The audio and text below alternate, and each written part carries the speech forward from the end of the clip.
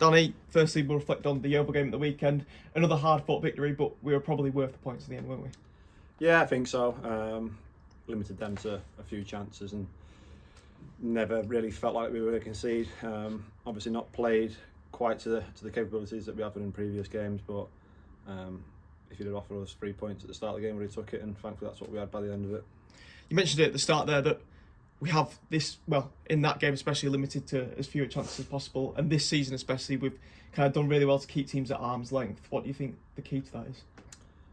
Probably defenders and the goalkeeper, keeping the ball at the back of the net. Yeah, we're well drilled, obviously, with the gaffer being a centre half and Scoff being a centre mid. It helps in that kind of instance in terms of getting people behind the ball and knowing where to be. And I think we are quite structured, and you can obviously tell from the first goal as well, with Dex press and then Ty's press before that when we get it right, we can hurt teams. So for you personally then, how are you finding the season? 8 goals already in the league. Well, you're only a couple of goals off your best return in the National League. How are you feeling? Yeah, it's good, yeah. Obviously got off to quite a good start with kind of 8 goals quite early, or 5 goals quite early. Slowed up a little bit, not scored for 3 games, as I say. And I know that more than anyone else, but the expectation from myself is to score goals, and every time I come off the pitch I've not scored, I'm disappointed.